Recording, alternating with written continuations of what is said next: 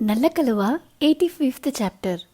After lunch ఇక ఇంటికి వెళ్ళక తప్పదు అని అర్థమై నిదానంగా బైక్ పోనిస్తాడు వేద్ బాబు. ఇలా వెళ్తే ఎప్పుడు మన ఇంటికి వెళ్ళేది అని అడుగుతుంది వైషు.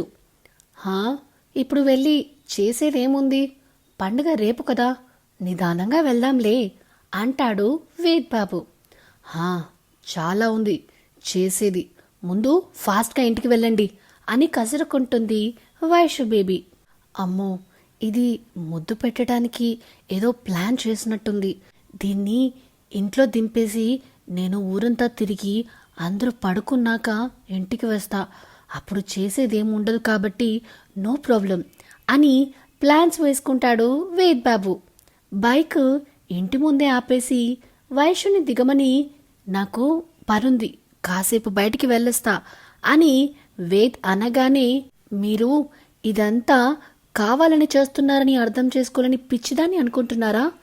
ఇప్పుడు గాని మీరు ఇంట్లోకి రాకపోతే మీరు ఎక్కడ ఉంటే అక్కడికి వచ్చి మరీ ముద్దు పెడతా అని బెదిరించి మరీ ఇంట్లోకి వెళ్తుంది వైషు.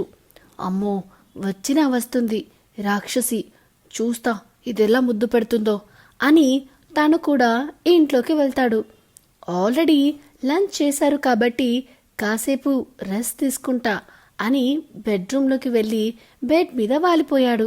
సాయంత్రం లేచి ఫ్రెష్ అయి వచ్చి హాల్లో కూర్చుంటాడు వేద్ బాబు. అక్కడే కోటయ్య ఇంకా ప్రదీప్ కూడా ఉంటాడు. కిచెన్లో కమల గారు ఇంకా వైషు ఉంటే కాఫీ అని అరుస్తారు వేద్. అని ఈ కాఫీ ఆయన చేతికి ఇస్తూ మీద పడేసి షర్ట్ దులుపుతున్నట్టు చేసి క్షణంలో కిస్ పెట్టేస్తా అని ప్లాన్ చేసి, అమ్మో మరి కాఫీ వేడిగా ఉంది కదా అనుకుని కాసేపు చల్లారక వెళ్దాం అని కాసేపు ఆగి ఆశగా వెళ్తుంది వైషు పాప. సోఫాలో కూర్చొని ఏదో చేతికి దొరికిన మ్యాగజైన్ చదువుతున్న వేద్ దగ్గరికి వెళ్ళి కాఫీ అంటూ తన చెయ్యి వేద్ ముందుకు చాపగానే తనని ఒకసారి చూసి అక్కడ పెట్టు అన్నట్టు టీపాయ్ చూపిస్తాడు.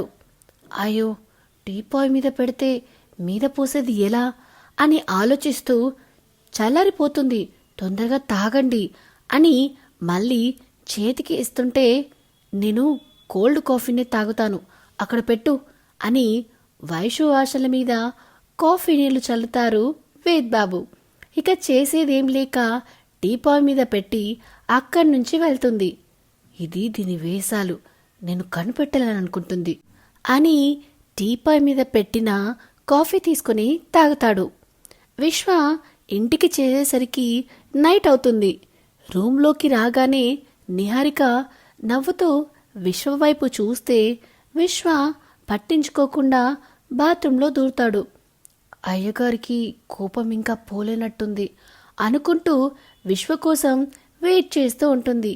విశ్వ ఫ్రెష్ అయి వచ్చి నిహారికని పట్టించుకోకుండా హాల్లోకి వెళ్ళి శైలజ గారి చేత అన్నం పెట్టించుకుని తింటూ ఉంటాడు. ఏంట్రా నువ్వొక్కడే వచ్చావు, నిహారిక ఎక్కడా అని అంటారు శైలు గారు. నిహారిక తినలేదు అని అర్థమైనా ఇప్పుడు తను తగ్గితే తన బిహేవియర్ మారదు అని అర్థం చేసుకుని, తనకి ఆకలేస్తే వచ్చి తింటుంది కదమ్మా, ఇంకా ఎన్ని రోజులని ప్రతిదానికి బొట్టి పెట్టి చెప్తాం అని తన తిండి తను తింటూ ఉంటాడు. ఇక్కడ నిహారిక విశ్వ మాటలు విని బాధపడుతుంది. విశ్వ పిలిస్తే వెళ్ళి భోజనం చేయాలి అనుకుంది, కానీ విశ్వ అలా మాట్లాడేసరికి ఏడుపొస్తుంది. విశ్వ తినడం అయిపోయాక కాసేపు వాక్ చేసి వచ్చి నిహారికని పట్టించుకోకుండా బెడ్కి ఒకవైపు తిరిగి పడుకుంటాడు. అప్పటి వరకు విశ్వ కోసం ఎదురు చూసిన నిహారికకి విశ్వ అసలు తనని పట్టించుకోకుండా పడుకునేసరికి మొదటిసారిగా లోన్లీనెస్ ఫీల్ అవుతూ బాధపడుతూ అలాగే విశ్వని చూస్తూ ఎప్పుడో నిద్రలోకి జారుకుంటుంది. మధ్యరాత్రిలో మెలకువ వచ్చిన విశ్వ నిహారికని చూడగానే ఏడుస్తూ పడుకుంది అని అర్థమై తన మొహం మీద పడుతున్న వెంట్రుకలు సర్దుతూ, నువ్వు చాలా మారాలి అని నుదుటిన కిస్ పెట్టి తన చుట్టూ చేతులు వేసి పడుకుంటాడు. గాఢ నిద్రలో ఉన్న నిహారికకి అవి ఏం తెలియదు. కాఫీ పోతే ఏంటి, సాంబార్ ఉంది కదా అని నవ్వుకుంటూ కాఫీ పోయి సాంబార్ వచ్చే డామ్ డామ్ డామ్ అని పాడుకుంటూ మరి సాంబార్ గిన్నె తెచ్చి డైనింగ్ టేబుల్ మీద పెడుతుంది వైషు పాప. అందర్నీ భోజనానికి పిలిచి వడ్డిస్తుంది. ఫస్ట్ కర్రీ, ఫ్రై, అప్పడాలు వేసి అవి తినడం అయిపోగానే సాంబార్ వడ్డించాలి అని ఈగర్గా వెయిట్ చేస్తూ ఉంటుంది వైషు పాప.